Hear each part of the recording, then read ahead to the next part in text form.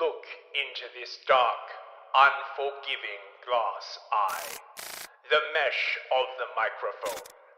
Tell it your deepest thoughts, hopes, fears, and desires. We will take these emotions, turn them, and feed them back to you, for we have goals, goals that your feelings will assist. This is how we rule.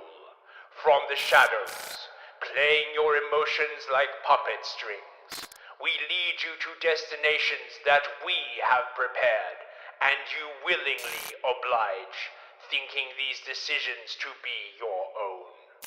When you do as we wish, we reward you, and when you go against us, we punish you. In a million subtle ways, we influence your supposedly free choice. By this method, we rule over a population convinced that they are the masters of their own destiny. Welcome to the Empire of Lies. And yes, welcome back indeed to the Empire of Lies. This is our 15th official episode, I believe. Wow. And I think, 15. We've been doing it for a solid 3 months with a little break over the holidays. I think over New Year's and Christmas, I think, is when we took a break because I think both of us were sick. But anyway, for the last 3 to 4 months, we've been doing this series and it's been going great. Thank you to all of you who helped support and all of that. Tonight, we have a excellent presentation for you about the Procrustean bed and a book, excuse me, and a book by Robert Putnam called Bowling Alone. As usual, when we have source material and we cite things like mythology or books or articles, you can find the links to those in the description to this video, wherever you happen to be listening to it. Tonight, we have 4 links in there. We got some Wikipedia stuff. We got a link to a PDF of the book. And at the end, of course, I have a segment prepared that will help us end on a positive note. And of course, Chris does a good job of keeping things positive as well. So not only do we tell you about the darknesses of the Empire of Lies, we bring light to that darkness for all of you, because there's no reason to let ugly things around you crush you, because our people have persisted through many bad empires, many bad states, and many calamities, and we will continue to exist. So tonight, I remind you that this is a short, concise, educational stream. We will be taking paid chats and answering what you guys have to say, but not until the end. So when we're near the end of the stream, I will put up the banner reminder for all of that. And as a reminder, not only can you send in hyper chats on Odyssey and rants on Rumble, but the way I prefer to get paid chats is through Entropy. The good folks at Entropy are ideologically aligned with us, and they are good folks that provide a good service. I really appreciate getting paid chats through Entropy to not just support me, but them as well. You can also send short messages on Cash App and PayPal, as well as tips over on Subscribestar. And like I said, we'll be getting to all of those here in about an hour. Now, Chris, I believe that you need no introduction at this point. You are my my lovely co-host. You are News Fist over on the Happening TV on Odyssey and Rumble. Is there anything you'd like to talk about or preface before we get started with the stream presentation tonight? Well, I'll just do a little bit of an intro. So the promise of liberalism, classical liberalism, was always that everyone could be an individual. And this dream has seemed to have come up a massive dud. As much as the sort of founders of liberalism believed in a sort of human universalism, it has now become quite apparent that you cannot be all things to all men, particularly in terms of societies. Societies are bound to things like place, to nation, to ethnicity, or race, and that inviting infinity Africans from all across the world has meant that the individualism that we seek, that we were allowed under a classical liberal system, has been dashed as more and more individualities come in and begin to stretch the meaning of what is to be an individual just to sort of ridiculous extremes. It used to be that although you could say that everyone can be an individual in a sort of mostly ethnically homogenous society, because there were, like, standards of behavior, standards of thought. And these were regarded by people who dislike these as horrible and rigid and oppressive. But it turns out that we needed them to be a society. Look, I used to be very, very much like this, when I was younger and I was like all, hip and rebellious and stuff. Oh my God, man, the strictures of society, it's also square. It's also oppressive, but do you want a functioning society or not? This is the real question. And in response to this sort of fraying at the edges of liberalism, what seems to have happened is that in a sort of backlash, the powers that be have begun imposing their own sort of anti-individualistic sentiment, which I am illustrating with the idea of the Procrustean bed. Thank you very much to someone on Odyssey who left me a really, really awesome comment about last week's show. I can't remember your name, but he mentioned the Procrustean bed, and I was like, oh yeah, that's a really, really good way of explaining this. So yes, I'll be talking about that. I guess we may as well get into it. I need to explain the concept and stuff like that. Let me pull up Wikipedia if we can in Smallin. Shall we in Smallin? Yes, I was about to say that. Yes, we will in Smallin for the visuals here. All right, take it away. Okay, so Procrustes, the stretcher who hammers out the metal, also known as Procoptus Damastes, the subduer, or Polypemon, was a rogue smith and bandit from Attica who attacked people by stretching them or cutting off their legs so as to force them to fit the size of an iron bed. The word Procrustean is thus used by analogy to describe, for example, situations where an arbitrary standard is used to measure success or anything else, while completely disregarding obvious harm that results from that effort. I'm sure you can see where I'm going with this. This is Procrustes here from a ancient Greek vase. That is the bed, and someone is about to get their bits hammered. Now, I just want to start with a piece of poetry from Zbigniew Herbert that describes this quite well. My movable empire between Athens and Megara, I ruled alone over forests, ravines, precipices, without the advice of old men, foolish insignia, with a simple club, dressed only in the shadow of a wolf, and terror caused by the sound of the word Damastes. I lacked subjects. That is, I had them briefly. They didn't live as long as dawn. However, it is slander to say I was a bandit, as the falsifiers of history claim.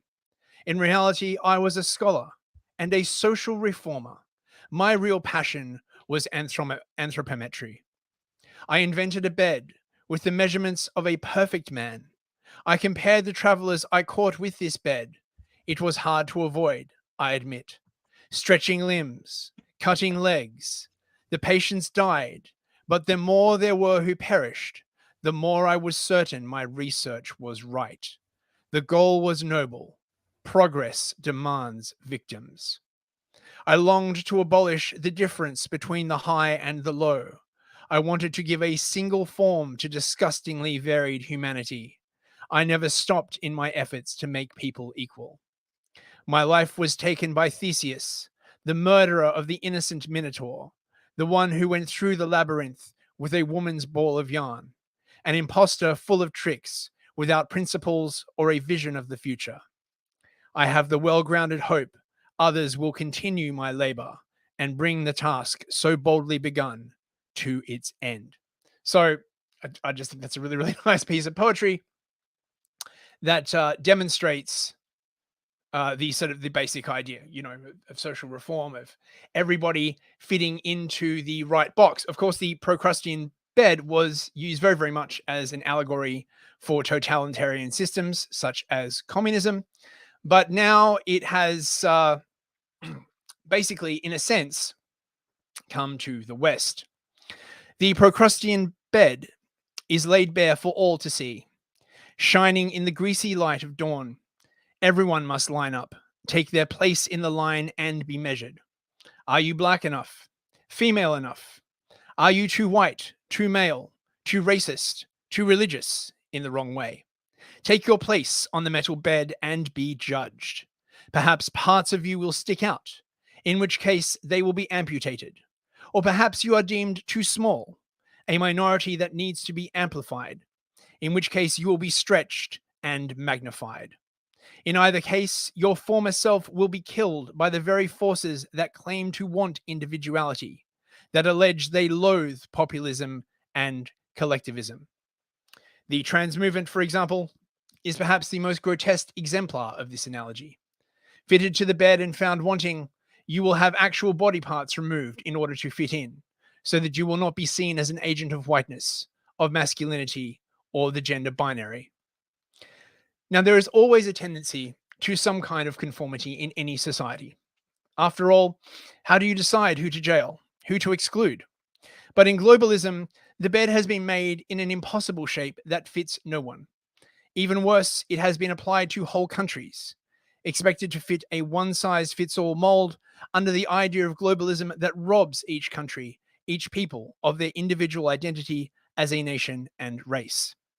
Like some kind of infernal sorting device, every nation, every people, every race, except for those who are suspiciously exempt, or those who designed the very filter, must be measured against it and found wanting.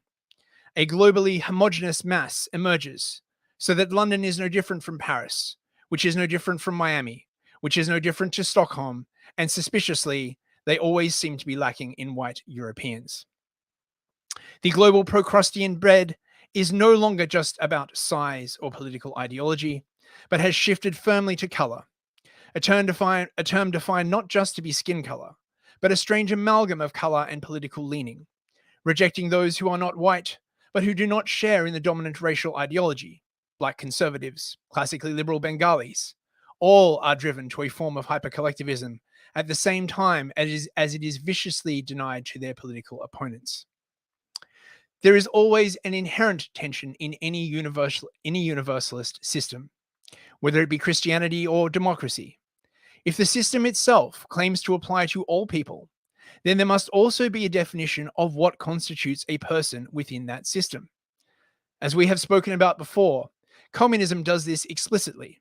The people, or those who constitute humanity, are those who support communism. However, liberalism and globalism also have this same mechanic, although it is not usually stated quite so openly. As globalism, which is basically sort of a universal corrupted liberalism, has begun to fall apart, mainly as a victim of its own universalizing excesses, the Procrustean bed of globalism has been brought into sharp focus. It is now commonplace to hear the government utter phrases such as extremism or racism or whatever has no place in our society. It is one thing to exclude a very small minority of people from society due to violence or property crime, for example. But what happens when a significant proportion of people begin to share these views?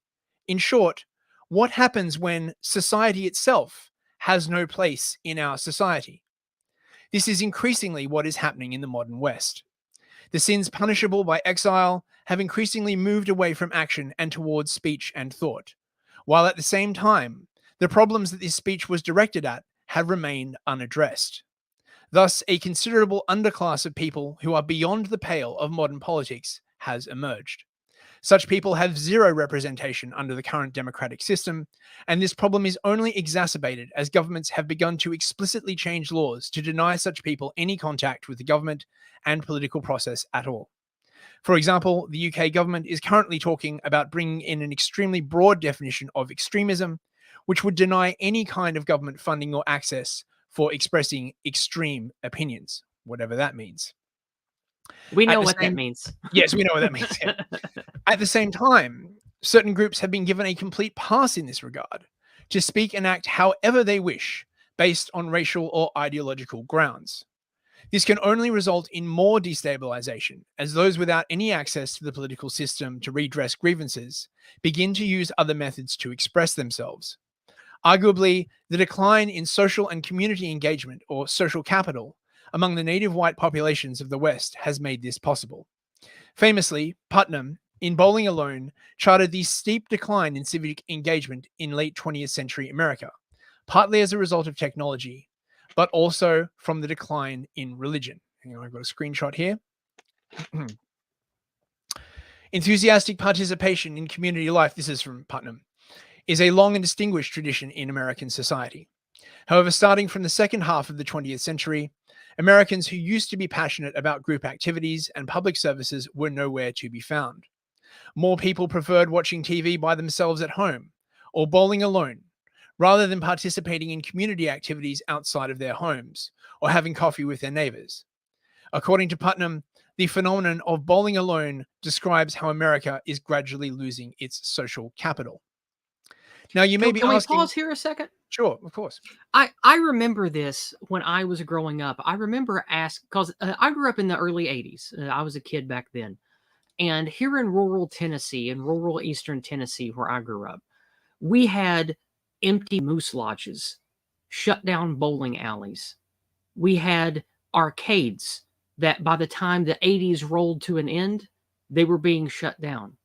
We had pizza parlors, sub shops, sandwich and ice cream shops here that from the 50s until the 80s used to be very popular happening hangouts where families and children would socialize together. But when I was young, I remember asking my family, why are these places all closing down? And my parents didn't really know. They just told me, well, times are changing. People do different stuff now. And I got to witness this decay firsthand here in East Tennessee where I live. I got to see the carcasses of these empty social gathering places and the businesses built around them. It was like an elephant graveyard almost. It was weird. And I got to watch it happen. I got to watch the decay happen firsthand. And it didn't end well. All those places are still gone. But I just wanted to comment that I got to witness that here in East Tennessee. I saw exactly what bowling alone is talking about. Yeah, I mean, it's the same everywhere. The death of clubbing would be a really, really good example, Yeah. of that as well. So just to explain social capital.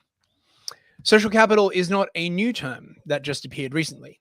In the 20th century, various sociologists and economists explained social capital from various angles.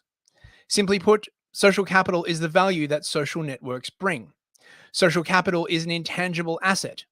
Just as a tool or receiving an education can increase individual or collective influence, so too can social contacts increase productivity. People with social networks follow the norms of reciprocity. In other words, they act in accordance with the conception of, I'll do this for you now, in the expectation that you will return the favor. Excuse me. In this way, people satisfy their interests through their relationships with one another and also build trust. I really must stress this. It's not just about, getting stuff for yourself. It is a way that you can figure out whom you can trust. Reciprocity is how you determine how trustworthy someone is. When people realize the importance of social capital, they will also invest time and energy in developing and acquiring more. This is where tangible social capital slowly grows. It's like a superglue between members of society, binding people together and promoting interpersonal trust and unity. It lowers the cost for people to engage in business and social interactions. At the same time, it promotes reciprocal cooperation between people, thus increasing the individual and social productivity. Social capital also helps people broaden their knowledge and garner more social support, thus increasing their general satisfaction with life. Mm-hmm. Now, where was I?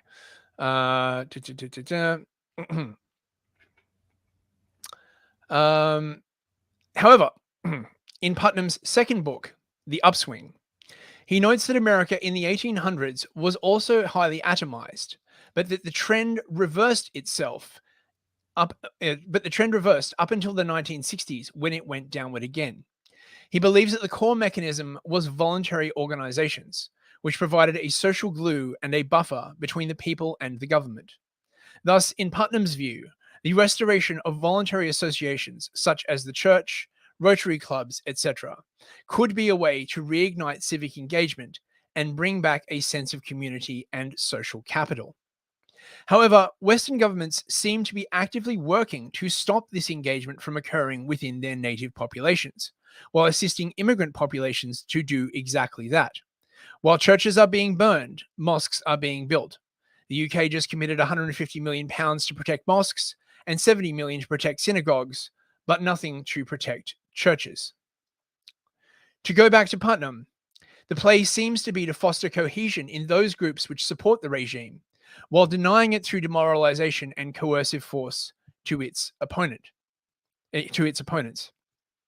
However, the drive toward community cannot really be stifled, and new communities are forming online.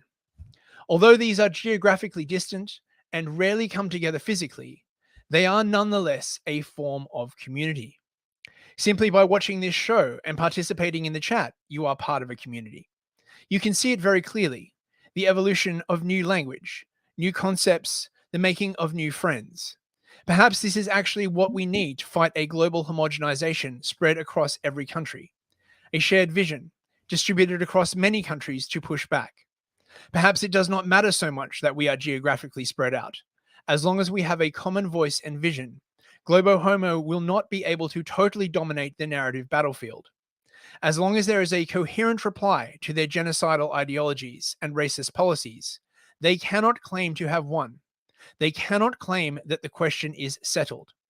They may claim that the only people who oppose them are extremists and conspiracy theorists, but how many people actually believe that at this point? If such a strategy was working, then Trudeau would be the most popular prime minister ever. Rishi Sunak would be lauded for his perspicacity. Biden would be seen as a great unifier. But the total opposite is happening. Yeah.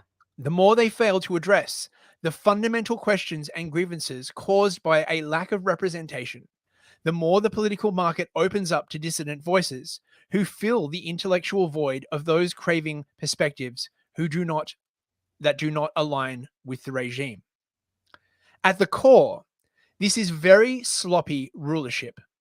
Traditionally, denying large chunks of your electorate representation is not only seen as unfair, but also a losing political strategy, as it increases polarization and empowers those seeking alternate forms of government.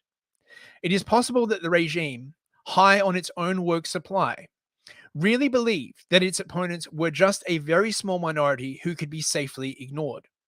This is certainly the line they take in public, and I wonder how stupid the figureheads who claim to rule us really are.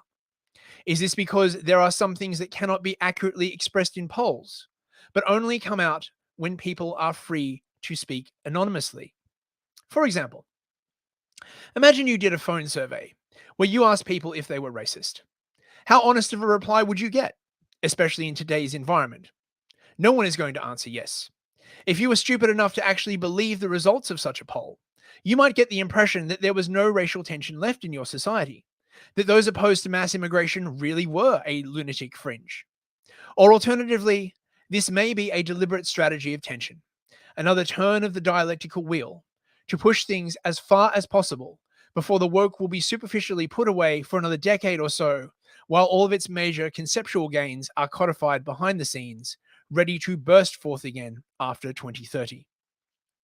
It's hard to know, but one thing I do know is that the communities I am a part of online have mostly, for me, replaced the kinds of groups that Putnam was talking about. I feel close to my online friends. I feel heard. I feel seen. It was my online friends that kept me from going crazy during COVID, that reminded me that there were others out there like me who saw how crazy the world had become. And while it might not be as good as a bowling club, it is a blessing. Therefore, I would like to say to you, my wonderful viewers, that I love you all.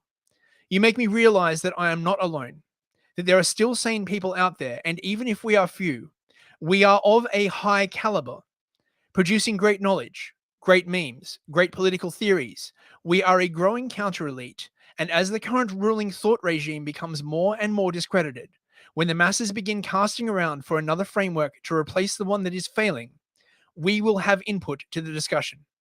Even if we are excluded at the moment from political power, it will not last forever. Thanks very much, guys. That's it. The the first thing that I'd like to say now that he's at the end there is, I want you guys to all know you're not alone. I know that it's hard. I feel alone sometimes because life has changed so quickly for us. We feel stretched or chopped like the Procrustean bed here. We feel like pieces of us are missing, especially those of you that are old like me or even older. Those of you who remember the 70s and 80s, you remember the 90s, you remember what we were lied to and told we were supposed to be like, what we were supposed to have. Well, that was a lie. We know that now. We know that that beautiful time of this, oh, we're all post-racial now and we're going to get along and all these great individuals come together under liberalism and all this stuff.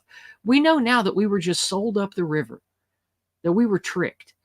And evil, lying scumbags, many of them openly, explicitly anti-white, most of them subtly. But we find ourselves now in this dissonance, not dissident, this dissonance that we feel around us. Because you look at people who look like you, if you're lucky enough to be around people who still look like you these days. You look around yourself, whether it's at church or work or going to the store to buy food. You see people that look like yourself. And if you grew up like me, your gut instinct is, oh, they're going to be like me. We're going to have at least a very similar template of belief and ideas and hobbies, but that's just not the case anymore. For those of us who reject this evil, for those of us who are aware of the empire of lies, or to use the famous phrase, red-pilled about things, it's different now. You look at people who are white, Anglo-Saxon, Western, Christian, who look like you, who have your physiognomy, who sound like you, and they couldn't be more different from you. And you're surrounded by those kinds of people every day. That is a kind of estranged that we've never had before in our lives. I mean, I'm sure it's something like that's probably existed in history, but we are not accustomed to that. This is new for us, and the change has happened rapidly inside of one generation. This has happened from the 90s to the teens. It happened. This change happened. So to parrot or to go off of what Chris was saying about community and having new, real community, I know that many of you out there are part of either activist groups, information groups, social groups online, Facebook groups, Telegram groups, Gab groups, etc. Now, not all of you actively engage in person doing stuff, but I would think that most people listening to this stream at least actively engage in the meme war. They actively engage in trying to share truthful information to their loved ones, to their friends, or anonymously online with others, because you care. You want culture. You want things to go in a healthier way. That makes us all part of a community larger, a dissident community that wants truth and reason and morality.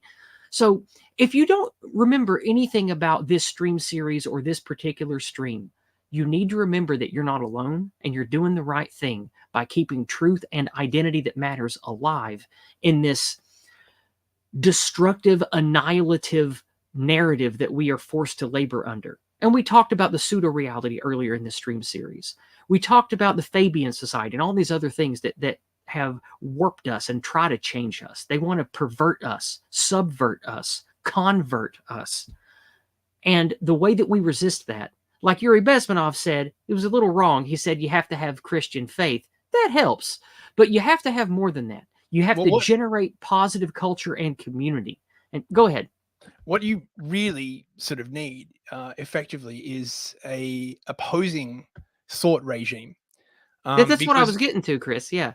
Yeah. You need to build a sort of alternative worldview. And that's the next thing in my notes. I'll get there. I'll let you go first. All right. Was this your piece? Sorry. I've got a bunch of stuff topped up for tonight. My apologies. I didn't mean to interrupt. Okay. I thought, right. That's Please okay. keep going. I don't remember exactly where I was, but let me get my shit open here. Give me a second. Okay. Parroting to get to the end of this now. I've lost my place again. Sorry. I'm so sorry. It's all right. You. Okay, here we go. You're right? Okay. And it's through this type of networking, it's through this type of positivity and this cultural generation that a counter narrative will emerge. This is what we are talking about when we say we must dispel the anti-white narrative. We must bring back healthy masculinity. We must create ethnos. We must have a shared logos. We talk about these things in sort of an academic, philosophical, or spiritual way, but it's also very basic. It's a very simple truth that people of like mind who come together and have real, righteous, noble cause together, we generate culture around us. Like the people listening to this right now, you are part of a cultural movement. The people who tune in every week to listen to unpopular opinions or to listen to some other dissident nebula of people, like maybe people are huge fans of Keith Woods or something like that. People that tune in and listen to these things and echo and share these ideas and get others involved, this is the very beginning kernels of a real narrative, a real counter movement. And I don't just mean going out into the street with signs. I don't like protesting and I don't like marching. That almost always backfires and hurts what I'm talking about, which is building real cultural generation, a real narrative. The people that I know that do this, Old Glory Club, the White Well-Being Community, Patriotic Alternative, and I know that they are very glowy heavy right now, but Patriot Front even has a lot of arms out there doing cultural generation, getting people together. And I'm not, big upping all of these organizations and saying they're all crispy, clean, and spotless. I do feel that way about the White Well-Being Community. I do like them a lot, and I'm part of them. But my point is, all throughout the dissident community, we have thousands and thousands of people getting together in person, generating culture together, and attracting others to it because of multiple shared causes of existence, wanting to have healthy families, wanting our ideals to carry into the future when we're gone, that kind of thing. And so I encourage all of you listening to get involved with that. Now, Chris, this is the end of that segment that I have. Do you want to wrap up about creating a counter narrative through culture and gaining power that way? Because that's the end of my part of that presentation. Sure. Oh, we're only up to half an hour. that was quicker than I thought. Yeah. So look, It's okay. you can. I still have more prepared. We have plenty of time. It's good. They always say, right, you can kill a man, but you can't kill an idea, right? Mm-hmm. I think that's actually not entirely true. You can kill an idea, but you cannot really kill a worldview unless you exterminate literally everybody who holds that worldview. And even then, it may come back, especially if that worldview is more truthful and has more utility than a pseudo-reality that is being put out in order to aid people in power. This is what I'm talking about. Even, it's getting extremely dicey in the UK for anyone trying to be any kind of activist. But the narrative itself will survive. There are just, you cannot stop people from looking at things a certain way. And there is a lot of weird sort of like perverse incentive and strange feedback loops in the way that this works, right? The number of tales of government pushing really, really hard, for example, to remove a certain type of thought, and then as a result, basically feeding it and nourishing it are legion. Remember the punk movement, for example, back in the 60s. Now, obviously that, in a way that was sort of like on the opposite side of the aisle, but that became massive. At the time, those who were like into punk were just seen as, idiots that were like, faffing around, but they eventually gained massive, massive cultural legitimacy. And with that cultural legitimacy comes the power that the questions being posed have to be answered. In my opinion, this is actually the most powerful weapon that we have. Yes. Sooner or later, and I believe, for example, in the UK, we are approaching this point with immigration. Okay, yeah, the governments of the West have been doing everything they can to not answer the fundamental question, right, of why do we need infinite migration? Now, of course, they've been like, oh, because it helps the economy. Really? I mean, but also let's just, it doesn't help the economy, but let's just say for giggles that we accept that premise. Is the economy so important that literally the entirety of society must be destroyed in order to support it?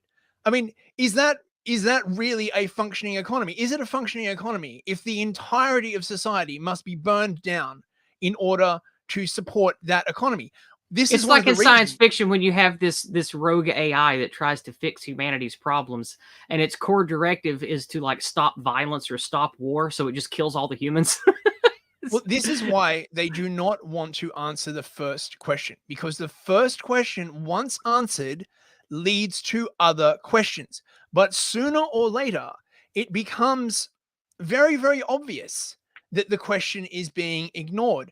And once that comes into wide currency, the question has to be addressed, because there is more damage to your legitimacy from ignoring the question than there is from answering it. And the way that this builds up is through the gaining of a counter narrative. And I really believe that it is gaining steam right now. It may have taken 20 years, but it is now getting to the point where these things are impossible to ignore. I mean, in my opinion, they have been impossible to ignore for a while now. But, Yeah. you have to remember that, those who are paying attention, and probably everyone in the chat would be part of that group. If you're watching this stream, you are one of the people noticing, as it were, right? You're noticing what's going on around you.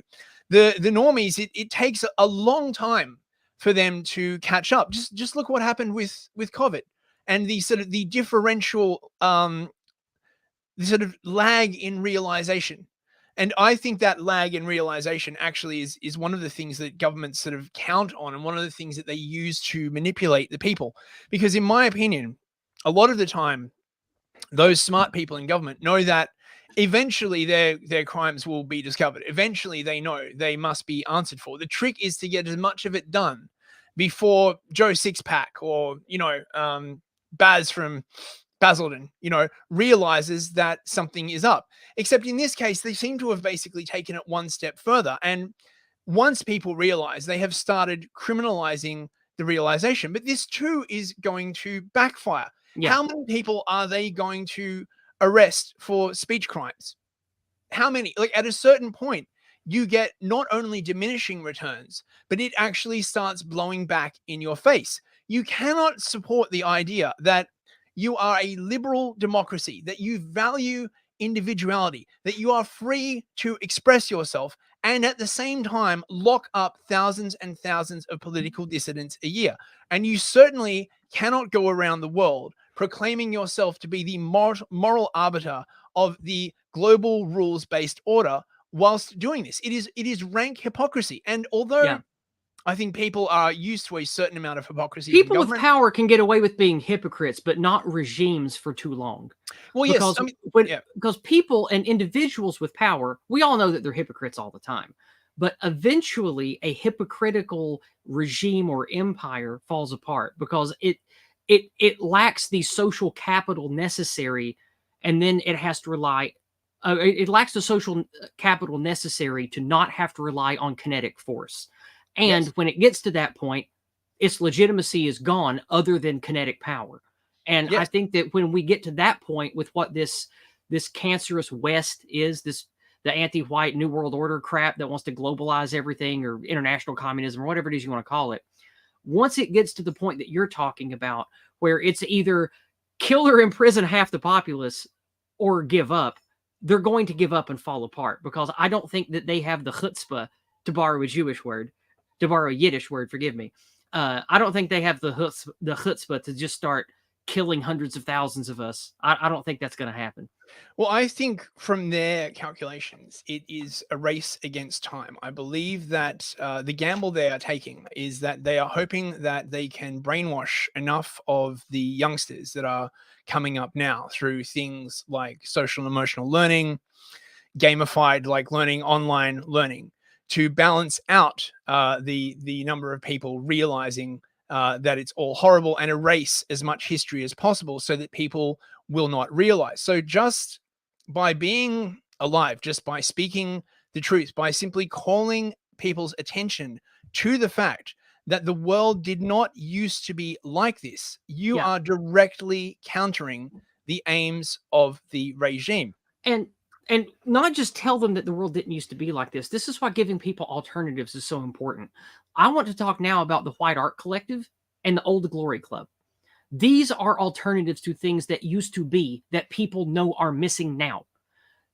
White Art Collective. We love music. We love video games. We love comic books. Okay. Now I know a lot of you people that listen to this have a very traditional or very modern, dissident, staunch stance against comics or video games or what have you. But the fact of the matter remains, our people in the West, especially the Anglosphere, we love our movies. Love me movies, love me comics, love me video, right? Like people love that stuff. And in the last 20 years, people have noticed just how anti-male, anti-white, anti-Western, whatever, everything has become in all entertainment media. And so the White Art Collective is a group of positive-minded cultural generators, dozens of them, that make music, comic books, artwork. They're wanting to get enough money together to make movies and TV shows. They have concerts where people come together. It's mostly America-based, but there's some in the UK as well. And the White Art Collective is doing exactly that. They're creating, while they talk about, look what's been taken from us, let's make something to fill that void and to generate new positive culture where it has decayed. The Old Glory Club is doing that with fraternity organization. Because remember, fraternal organizations are basically what made America great in the first place. It was fraternal organizations. Those have all been paused and destroyed. The only ones that exist now are evil, except ones that are starting now with positive-minded dissidents that really genuinely do want America to be great again. And so the Old Glory Club is doing exactly that. They have chapters in I don't know how many states now. It's over a dozen. A real fraternity. They're creating real brotherhood with dozens and dozens of connected young men and older men that want some kind of fraternal order to help lift up academia, business, and higher learning with like-minded people like us, instead of it just be all belonging to the enemy anti-white cluster. So that's two examples of people that are doing exactly what I'm talking about. This is how we get off the Procrustean bed, so to speak, is we have to generate what has been lost. We have to heal what has been harmed. We have to resurrect what has been killed. And that is ourselves, our logos, our culture, etc. Now, Chris, I'm ready for my last part that ties in the title of the stream. Is there anything else you want to talk about before I move No, to I just wanted to make a brief point about ruling by kinetic force. Mhm. It is incredibly inefficient. It really, really is. A government trying to rule by kinetic force is much, much less efficient than a government that can persuade its people to go along with its aims through some kind of political formula. If you have to rule by force in all things, you will be at a constant state of tension, a constant state of war. The trick of good governance is to have a political formula that you can get people to buy into. The more people who buy into it, the better. And I think Western governments are massively failing at that. And I also believe that the political formula, Marxism, that racial Marxism, that they are trying to inculcate into the young cannot last. The mind Yeah. recoils in horror at this. And even if you get people when they're young and you steep them in this, unless they are completely immersed in the political formula, if as soon as they receive any kind of outside signal, you will start getting all the smart kids, all the cool kids abandoning it, and then Yeah. they form a counter narrative. This was true in the USSR. It's true in many communist. It was true in many communist countries. Of Yeah. course, they didn't have the internet. They had stuff like samizdat, like underground publications, underground music. So it's not over, bros. I guess is what I'm saying. Okay, please go on, News. Okay. Well, I have only one thing left to in preparation, but it's a good one. You guys might have noticed that I am rather proud. I'm going to tug my smug suspenders. I am rather proud of the fun titles and clever wordplay that I weave into not just the titles of my videos and streams, but if you watch my Discordant Dragon stream on Monday, every week I give 5 little blurbs for the dragon topics, and I like to weave in puns or wordplay and that kind of thing. I was very proud of myself for the Procrustean bedtime story. I thought I was proud of that. And the reason that why the subtitle this week is "Diversity Was Never Our Strength" is because perhaps one day, you guys know, do you remember from the 70s and 80s the little gold spine gold books, children's stories? Well, maybe one day there will be something like that called "Diversity is Our Strength" or "Diversity Isn't Our Strength" or something like that, right? I imagine somewhere some dissident is penning that story right now. And in the future, well, actually, look, I'm getting ahead of myself. I made this meme. When I was thinking of an image to make for the thumbnail for this week, I thought to myself, because I already had the children's story idea, right? And I thought, what image can I make that is a mix of like something childish, something adolescent, but is also something like big and corporate or ugly at the same time, that I can make into an interesting presentation image. And so I scrolled through Yandex images for a while, looking up a bunch of different buzzwords. And I finally found this image. This is kind of old. It's been around for years. And it didn't used to look like this. It used to be all anti-white language, like, the usual suspects you would expect on a corporate piece of art. Well, it took me about an hour, but I'm really good at image editing, and I made it this. And so I want you guys to absorb and appreciate this image that I made for the stream this week. Excuse me. And while I read this to you. So here we go. It's not very long, but this is what I have prepared. Myths and legends have long been educational tools of our people. Hansel and Gretel, Little Red Riding Hood, and dozens of other stories teach our children valuable lessons about the darknesses they will face in life. They will teach them things like not to trust strangers, or how to trust strangers, what strangers to trust, what activities might seem good at first, but will damn you in the end. The anti-white crucible that we all live through is most assuredly terrible, but as the saying goes, when life hands you lemons, make lemonade. All of us who are adults now, maybe even grandparents now, we can intelligently pass along the valuable lessons of this dark time. We can make the miserable evils of this era into a myth for our people. We can spin this anti-white poison into pro-white gold and silk. Imagine decades or even centuries from now. Diversity is our strength, occupying the same oeuvre in children's fiction as The Boy Who Cried Wolf.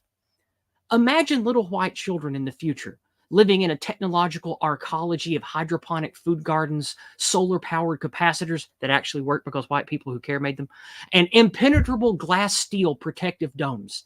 In this beautiful, safe, imaginative future white colony, every schoolroom and library for children has among its fairy tales a woeful tale about infinity migrants or social conformity, but not like what the anti-white narrative teaches those things today, but a cautionary tale about the sinister nature of those who push impossible goals for the sake of destruction and selfishness. And I hope that all of you are inspired to speak these tales, weave mythology for our people to anyone who will listen. Weave it into your artwork, into the stories you tell, into the games you make, into the mythology, the stories, the legends that you tell your children. Create new fairy tales. Create new monsters and boogeymen of the era. Make them interesting. Make them real as far as like pop culture and meme references go. Make them real as far as cultural problems. But create a new Big Bad Wolf. Create a new Wicked Witch of the West. But create them on purpose for narrative control for our children's future, for narrative power against the anti-white narrative that will try to crush them. I inspire all of you to take part in that because it's going to take all of our hands to get that boulder up the hill. And that's it. That's what I had prepared. Oh, I liked that. Yes, that was really nice. Yeah, like I totally agree. I mean, but to be fair, we had a lot of these stories. Look at the Tower of Babel. I think about the Tower of Babel a lot now, because it's just such a prescient story. But yeah, I agree. I hope that one day, there will be sort of an awareness among children that you don't have to be nasty to people, right? You don't have to right. And I don't want to be nasty. Like, I don't want people to be hateful. I don't want people to hate on non-whites or hate on anybody. Like, I was raised right. I was raised to have, high moral fiber, to quote, be Christian at people, and to not judge people based on the color of their skin or their height or whether they're fat or skinny, but to also be aware that stereotypes exist for a reason. But you shouldn't judge individuals that way until you get to know them, until you understand them, because that makes you a fool if you apply a general stereotype to someone and you're wrong about it. Not only is that rude, it makes you look stupid. Like, I was raised that way. And I think that we can have that kind of morality while also still fighting for our race, for our ethnicity, for our religions. Like, we can have that as long as we don't lose our way. And that's why I encourage as many people who can to create positive culture, generate new mythology, but through the lens of we have to survive this anti-white storm coming for us. We have to survive it. And so we need to take on a new lens. We need to be more invested in the fiction and fairy tales and comic books and stuff instead of just passively absorbing what is available because we all know what's in that stuff. So that's right. Yeah. Sorry, and might I add that, due to technology, the barrier to entry for a lot of this stuff has never been lower. Photoshop, AI images. If you Totally. have an idea, get it down, get it on a meme, make a comic with AI images.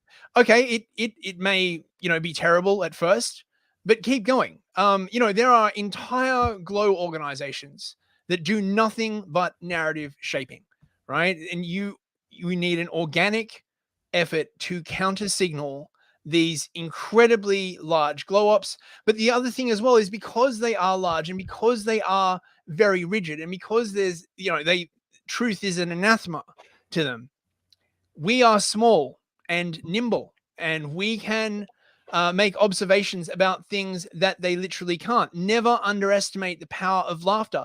Laughter is an involuntary reflex. That's why you can laugh at something despite yourself. You ever had that sort of experience where you laugh at something and then you're like, oh, actually that's because the laughter comes first. It is a back brain thing. It is a deep thing. You can essentially hack people through laughter. You show someone something funny and they agree first, they laugh, and then the forebrain kicks in as like, oh, blah, blah, blah, blah. Oh, diversity, this, that. Laughter is incredibly powerful. Go to it, guys. It is. And so, I encourage everybody, this image here that I made this week, it was not to black pill you. It's to inspire you. Like, they have control right now and they perpetuate anti-whiteism, white guilt, erasure, social decline, and then in comes the quote diversity, right? That leads to chaos. In chaos, things with power that are motivated can build amazing things. Like, just think about pretty much all of the empires and great countries and great movements in history. They arose due to problems. They arose due to warfare and chaos and famine. We have a social equivalent to that happening to our people right now. We have a social World War III being waged on white people in every white country right now. We are in a time of true demise and chaos, but let that inspire you. You know that you live through the hard times right now, but your participation and you not giving up, you will be the pillars upon which our next great empire, upon our next great civilization will be built if you will do it. And so you should do it. And might I just add, don't get sucked into this idea that you need like 100,000 followers, right? If you just reach out with your message and you touch just one person deeply, for that one person, you have changed their entire world. This whole idea that you need to be reaching thousands and thousands of people. You've got no idea when you put art out there who may be touched by it, right? What that person may go on to do. It is unknowable. This whole idea that you need to like speak to like literally everyone is a trap. It is a centralized trap. You would be better off just doing what it is that you do, and perhaps you can touch one or two people, or like just do it, I guess is what I'm saying. Don't worry that you don't have 1 million followers. Most of the people who have 1 million followers are, have agencies and stuff like that. In these days, and it's I say organic. it all the time on my channel. I know that I am an internet personality, but I'm not saying that all of you should be. I don't think you should be. I'm using technology to build what I want, which is to get people locally involved, locally invested. That's what I want all of you to do. Now, if you get big doing the thing and following what you think is good, that's wonderful. That means you'll reach a lot more people. But I think that what we should focus on is, like Chris said, make genuine things, whatever that may be, that serve you, your family, your community, your people. We all need to be doing that in all of our countries and all of our ethnicities. But I'm in the Anglosphere, so I'm talking to people in the Anglosphere. But let's go to Embiggen View because we're at the end of the show and we have some paid chats that we need to respond to. Embiggen. Now, whenever we make merch, Embiggen is definitely going on a mug. I'm telling you that right now. Embiggen, the empire, Embiggen! in Smolin, the empire of lies. In Embiggen, Smolin, your yes. own sense of destiny and accomplishment, bro. The chat has been really lit the last 10 minutes, and I can't get to everyone who has said things, but I do appreciate all the praise and all the positivity. Like, you guys really do give me life, and I know a lot of you are out there building and doing real community stuff, and I do appreciate each and every one of you. And it tell others what you do, share what you do with others, and help all of us grow, especially those like me who need views and clicks and dollars to keep going. So please share the stream with your friends and let them be inspired as well. Now that we are embiggened, we have some chats to get to, and actually quite a few. Wow. We're going to start with one that came in early before the stream. Let me go back over to this one. Let me log back in here. All right, I'm refreshing all the usual places because I don't want to miss anyone, so I'm going to refresh it all here. All right. Okay, it's a good thing I refreshed PayPal. There is some stuff here. This is from Kenneth. I'm not going to read your last name. It might be your real name. Oh no, I know who this is. I know who this is. This is Kunstler Kennett, I think. Yeah, Kunstler Kennett. I'm pretty sure this is him. If it's not him, I apologize, but I think it's him. He says, take some marks for the good work you both do. Keep pushing back.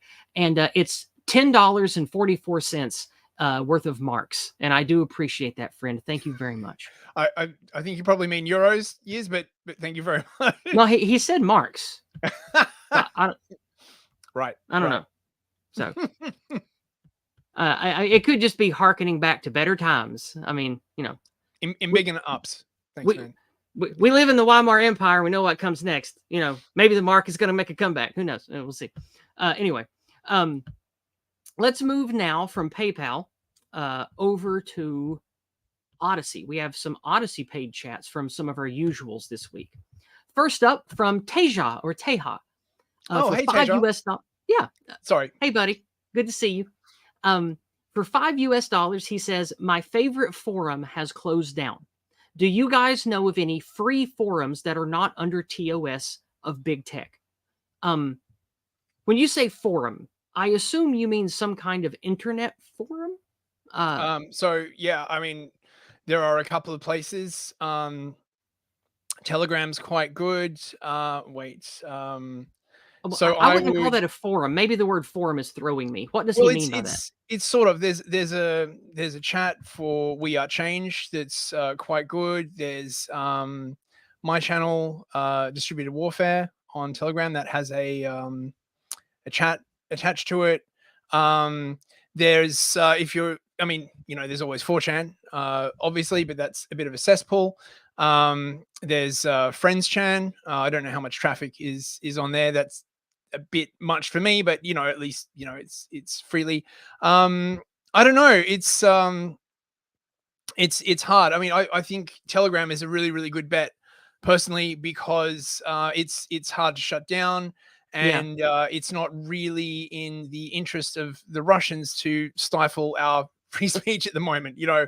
Which, in my opinion, if you are a dissident and you are an English speaker or a native English speaker, either one, and you're in our nebula of things, whether that be pro-Christian or pro-white or just pro-Western in general, even if you're, you know, don't care about race, Gab is a good place. There are lots and lots of Gab users, and they are connected. They're motivated. They create culture. They create shows and movies and artwork and music. And a lot of people share on Gab, and you can make your own forums and your own groups on Gab. Maybe look into Gab, because I like what I find on Gab. I'm not very active on it, but I do consume a lot over there on Gab, just looking around and looking at stuff. Maybe Gab will be good for you, Teja. And Twitter's quite good now as well. To be perfectly honest, there's a bunch of DR people on there. That's true. But he's asking for forums, and Twitter's not really a forum. It's sort of like where you follow people that are already popular. So I don't know if that's good. Yeah, I mean, I get what you're saying, but it is a good informational resource. You guys can follow me at Malinformed TV. If you want to hit me up on Twitter, I'll just stick that in the chat. Teja, you'll have to tell me how to say your name one day. Said in the Odyssey chat that he's talking about places that have threads where you can make comments and things stay up, and Telegram doesn't do threads. So yeah, check out Gab. Gab is like a mix of Facebook and Twitter that isn't paused. So you might like Gab. And I know that with Fediverse stuff, which I'm not versed in at all, I know some people like Mastodon and shit. I know that a lot of people build their own Fediverse forums where it's just like a confederated, separated blockchain thing, I think. And I don't really know how it works, but I know that you can create forums and community groups that work like social media that are housed by a federated group of people. So maybe look into some of those or build your own. I don't know, but that's all I have to say on that front. Yep. Sorry. Yep, me too. So, but we need to move on because we have a lot more to get to. Yes. Jeffrey Mill, regular viewer over here on Odyssey. Thank you so much, Jeffrey, for $5. He says, thanks for all of your work, you two. Last week's reading of Solzhenitsyn was not too dark at all. It's uplifting to hear the words of a Westman with such great insight. Thank you, Jeffrey. Thanks, Jeffrey. I really do love Solzhenitsyn, and I will definitely be sharing more of his very poignant words on future streams. Thank you, Jeffrey. Also, for $5 from Jeffrey Mill, he got another one I didn't see till now. For $5, he says, the episode before got a bit gloomy, though. Definitely tricky to tell the truth without depressing our young men further. Definitely. Yeah, it really is. He says, but instead inspire them to be the stealth, brilliant warriors they can be and make Western kind triumph. Yep. And he also loves the meme tonight. Well, thank you. I appreciate your dollars and your support. Thank you so much. And just to remind everybody listening, I do split the proceeds of this stream with my buddy Chris here. So half of these dollary dues will go to him as well. All right. We have a big Rumble rant. Thank you so much. Paladin YYZ over on Rumble. $50. Thank you. Thanks so much, mate. Yeah, that's going to be awesome. $20 for each one of us after the Rumble cut. Thank you so much, Paladin. Thank you. Paladin YYZ says, just tuning in now, so I will just say in advance, great show. Well, when you get to this part, thank you very, very much for the financial support. It means a lot. This is all that me and Chris do for a living, and it means a lot. Thank you very, very much. It means so much. Yeah. No, it really does. Like, it means so much. No, I know it's it really right, does, but like, it really does. It's the AA thing. I know. I wish I'd thought of that instead of academic agent because it's true. It does. It means so much, guys. It does. It really does. It means so much. All right. I did the one over on PayPal, and now we've got to go to Cash App, and then we'll hit Entropy to close up. We have over on Cash App for $6. We have Jason Kuna, the No White Guilt guy, author of the Go Free Method I talk about all the time. And he is the one who started the White Wellbeing community that I'm a part of. Jason for $6 says, Folk Tithe and Kip. Well, thank you very much, brother. Kip to you as well. And Thanks, I look forward to seeing you Sunday. I'm sure you'll have a good stream and some fiery pro-white preaching I can listen to. Thank you very much. All right. Over on Entropy, we have two. We have $5 from Deb Sim, S-Y-M. I don't know this poster. I don't know this screen name. And this came in before the stream even started tonight. So Deb was Johnny on the spot. Deb, capital S-Y-M. Don't know who you are, but thank you in advance for your $5. Deb S-Y-M says, brilliant work, guys. You are building up a wonderful digital library for contemporary searchers of truth, as well as future travelers. Oh, God, thank you so much. I really appreciate that, man. Thank you. Yeah, thank you. That is what we aim to do with this series, is we want to have a good body of work to just sort of help make sense of all the insanity and the lies. And last but not least, Arakeen Green Moon for $5 again. Thank you again, Arakeen. Good to see you here back again. Inspired by your streams about mastering the tools for our own needs, I started making music using AI complete with vocals. Sadly, some people consider my efforts cringe. Should I preserve? I think you might mean persevere. I don't know. Yeah, no, definitely. No, you definitely should keep going. It doesn't matter if people say, oh, using AI isn't real art. It doesn't matter. If you're using a tool to create stuff, You're building stuff. If you just push a button and say, here, AI, do this. But if you're actually curating what it makes, it's no different than you spending 1,000 hours collecting all this stuff yourself and then going through the effort of putting it all together and assembling it quickly just to have different models that you can learn from. I know it's technically a little different. I know that the experience is different and you learn less. But my point is, you can still use AI as a tool to make yourself models, to create things. Even if the whole output is made by AI, you're still doing art. You're still making something. And that something can inspire people. That something can be beneficial. So I think you should keep doing it. You definitely should. Just like to point out, the first music you make will always be cringe. The first writing that you do will always be cringe. If you could do these things brilliantly, right, literally from the first time you do them, we would be drowning in brilliance. And then, you must persevere. The first stuff you make is always going to be cringe. And even when you start thinking it's good, if you persevere, 10 years later, you'll look back and you'll be like, oh my God, I thought that was good, but it was still cringe. Just keep going. I mean, look, you can go to my Odyssey channel and literally go back nearly 4 years at this point and see like the first streams I ever did, and they're cringe. But you gotta persevere. You gotta practice. These things do not come easily. That's why they are fulfilling, because you can look back and be like, I used to be cringe, but now I am more based. But in 5 years, maybe I'll look back at this and be like, oh.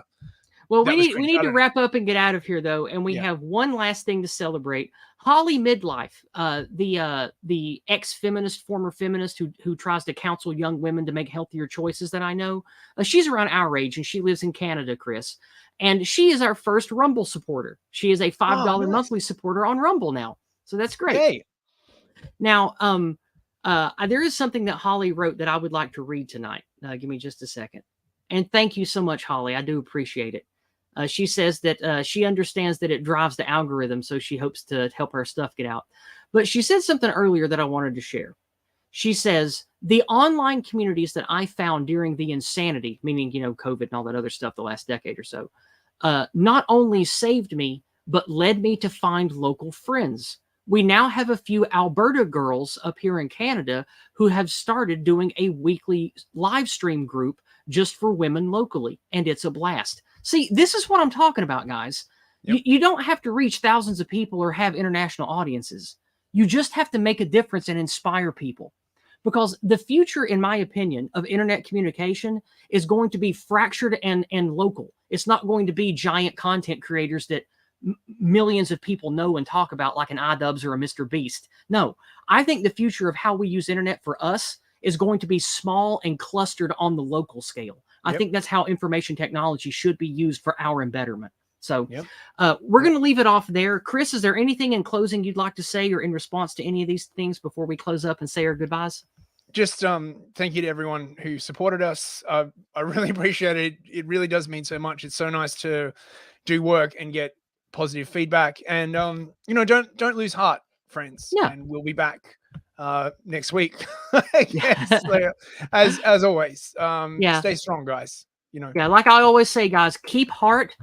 You know that this empire of lies can't last forever, and you know that if you do the right thing and you say the right things and you give it your all, you might fail sometimes, but it's better than giving up and doing nothing. So I love you guys. I hope you have a very blessed weekend, and we'll be back Monday night with Discordant Dragons on my channel and The Happening before that over on Chris's channel. So good night, everybody. Guys, check it out.